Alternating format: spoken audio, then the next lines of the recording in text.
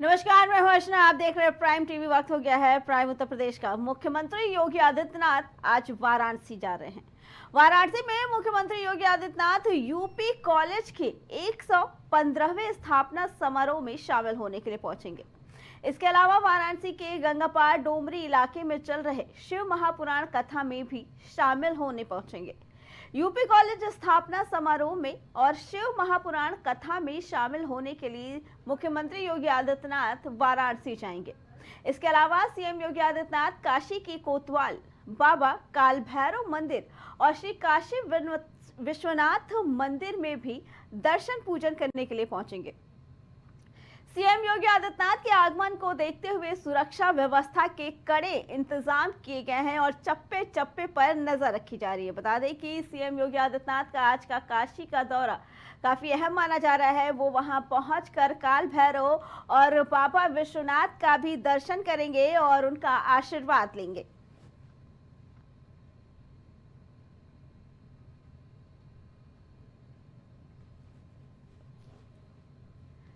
बता दें कि सीएम योगी आदित्यनाथ वाराणसी दौरे पर रहेंगे और आज सीएम योगी के वाराणसी दौरे को लेकर सुरक्षा के भी पुख्ते इंतजाम किए गए हैं। पुलिस प्रशासन भी पूरी तरीके से अलर्ट मोड पर है।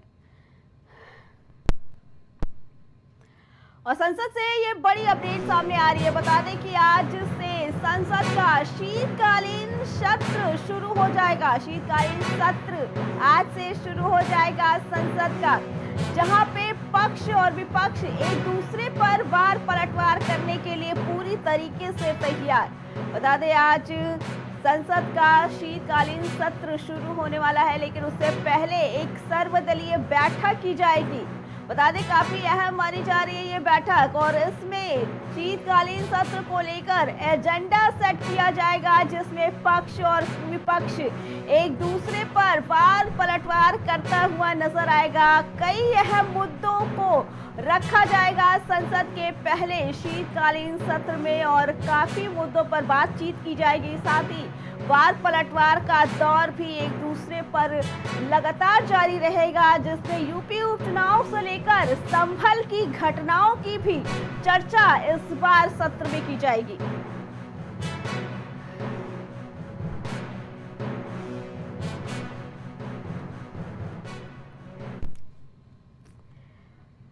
इसी पे आगे जानकारी देने के लिए हमारे साथ हमारे संवाददाता अभिनव जुड़ चुके हैं।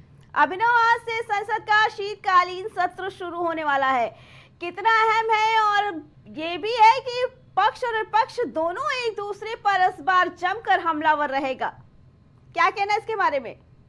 आज संसद का शीतकालीन सत्र जो है वो शुरू हो रहा है और विपक्ष तमाम मुद्दों को लेकर सरकार को घेरता हुआ नजर आएगा। अडानी मुद्दे को विपक्ष आज उठा सकता है। अगर सत्ता पक्ष की बात करें तो वो तमाम जो नीतियां फैसले हैं उनको इस बार इस पत्र में सदन में रखने जा रहा है और करीब ऐसा माना जा रहा है कि जो 16 प्रस्ताव है उनको इस शीतकालीन सत्र में जो है संसद में पटल पर रखा जाएगा और उनको 16 जो बिल है उनको पास कराने का काम जो सरकार है वो करेगी। लेकिन उसी बीच जो विपक्ष है वो तमाम मुद्दों को लेकर आज सरकार पर हमलावर नजर आ सकता है। बीते दिन देखिए जिस प्रकार अडानी से जुड़ा पूरा मामला था उसको लेकर विपक्ष सरकार पर हमलावर था। इसके अलावा देखिए तमाम जगह भी जो चुनाव है वो भी संपन्न हुए। उसके बाद देखिए शीतकालीन सत्र है तो महत्वपूर्ण है और ऐसा माना जा रहा है कि तमाम मुद्दों को लेकर जो विपक्ष है वो आज संसद में अपनी बात उठाता हुआ नजर आ सकता है।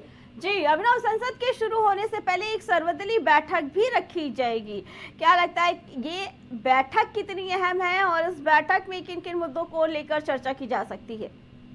देखिए सर, सर्वदलीय बैठक जो है वो हर शीतकालीन सत्र या किसी भी संसद के सत्र से पहले हर बार आयोजित की जाती है और इसमें पक्ष विपक्ष दोनों ओर के जो सांसद है वो बैठकर चर्चा करते हैं और इसका मुख्य उद्देश्य यही होता है कि सकारात्मक रूप से जो संसद है वो चल सके और उसको चलाने के लिए कोई विघ्न ना है, कोई बवालबाजी ना हो। इसके लिए देखिए तमाम जो दलों के सांसद हैं वो मिल के आपस में बैठकर बात करते हैं। हालांकि तमाम जो बड़ी पार्टियां हैं उनके जो कई बार सांसद हैं या बड़े लीडर हैं वो इस सर्वदलीय बैठक का बहिष्कार भी करते हुए नजर आते हैं। तो देखने वाली बात है कि सर्वदलीय बैठक में कौन कौन शामिल हो रहा है। बहरहाल जो सत्र है वो आज शुरू हो रहा है और काफी हंगामेदार पहला दिन आज होने जा रहा है सत्र का।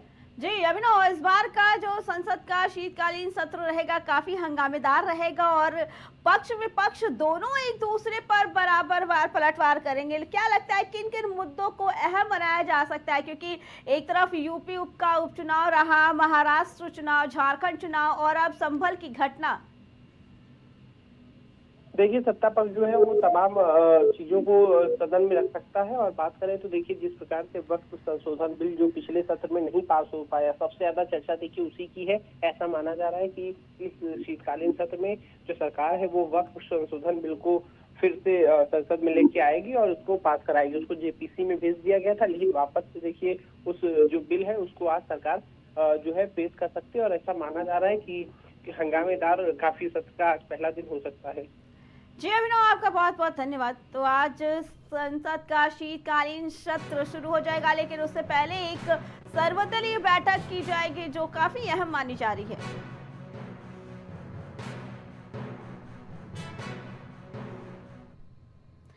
वहीं संभल में पथराव की घटनाओं को देखते हुए उप जिला मजिस्ट्रेट ने एक नोटिस जारी किया है।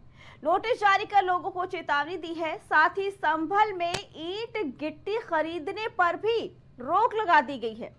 नोटिस में यह भी कहा गया कि अगर किसी के छत पर पत्थर, सोडा की बोतलें या कोई भी ज्वलनशील या विस्फोटक सामग्री मिलती है तो उसके खिलाफ सख्त से सख्त कार्रवाई की जाएगी। नगर पालिका को भी आदेश दिए गए हैं कि यदि सड़कों पर कोई घर बनाने का सामान पड़ा है तो उसे तुरंत जब्त कर लिया जाए। बता दें कि कल संभल में भड़की हिंसा को लेकर ये कहा गया था कि पहले से ही उपद्रवियों ने पत्थर और ईंटें इकट्ठा कर लिए थे, क्योंकि वो झोले में भर कर लाए थे और पुलिस पर पथराव कर ले रहे थे। जिसके बाद ये आज नोटिस जारी किया गया है कि अगर सड़क पर कोई भी गिट्टी पत्थर मिलते हैं तो तुरंत वहां से हटा दिए जाए। साथ ही इसकी खरीद पर भी रोक लगा दी गई है।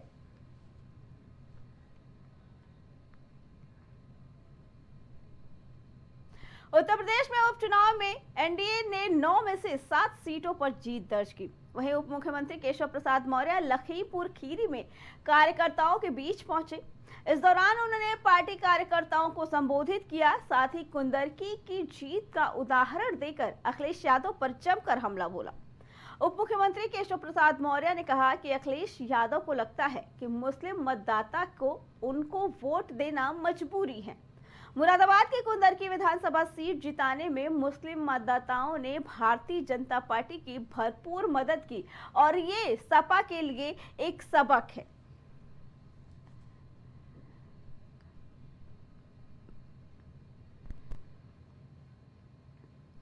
संभल में कोर्ट के आदेश पर जामा मस्जिद का टीम सर्वे करने पहुंची, जहां पर कुछ लोगों ने जमकर पत्थरबाजी की। तो वहीं मुरादाबाद कमिश्नर आजनील कुमार सिंह ने इस हिंसा को शांति भंग करने की साजिश बताई। इस घटना में अब तक 3 लोगों की मौत हो चुकी है, जबकि 25 पुलिसकर्मी घायल हुए हैं। हिंसा के दौरान भीड़ ने कई गाड़ियों में आग लगा दी। संभल हिंसा में घायल 2 लोगों को जिला अस्पताल मुरादाबाद में भर्ती कराया गया, जहां उनका इलाज जारी है।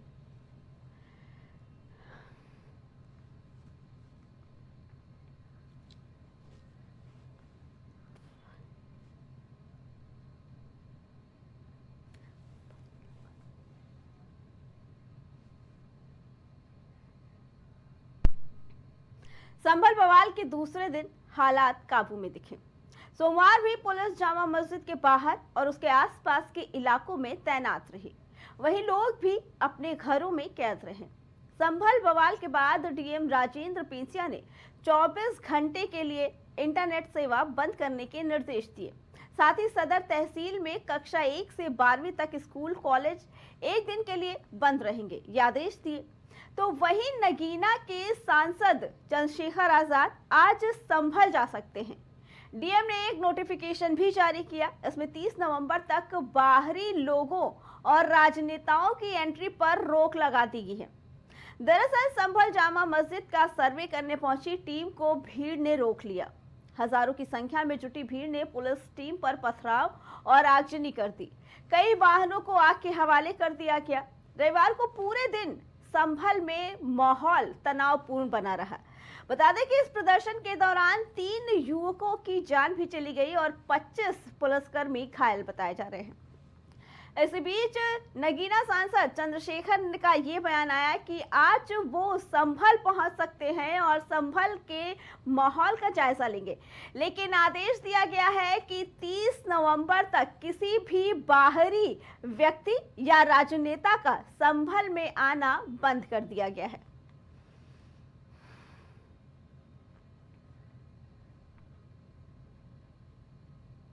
प्रदेश के समाज कल्याण और जनपद के प्रभारी मंत्री अरुण ने कहा कि संभल में सर्वे के दौरान हिंसा करने वालों पर सख्त कार्रवाई की जाएगी। सरकारी गतिविधियों का विरोध करने वालों गलत हैं। किसी को भी कानून अपने हाथ में लेने का अधिकार नहीं है। उन्होंने सपा मुखिया पर निशाना साधते हुए कहा कि अखिलेश यादव हमेशा समाज को तोड़ने वाला काम करने की कोशिश करते हैं। जोड़ने की राजनीति को समाज और मतदाता पसंद करता है। संभल मामले पर असीम अरुण ने कहा कि एक कानूनी प्रक्रिया के तहत कार्य हो रहा था, इसे शांतिपूर्ण ढंग से हो जाना चाहिए था।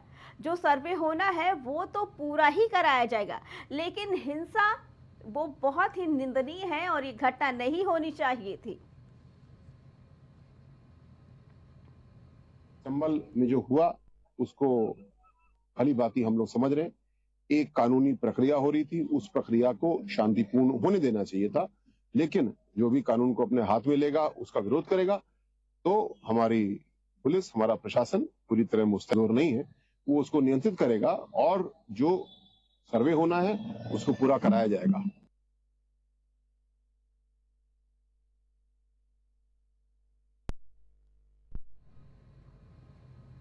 प्राइम उत्तर प्रदेश में फिलहाल इतना ही। बाकी खबरों के लिए देखते रहे प्राइम टीवी।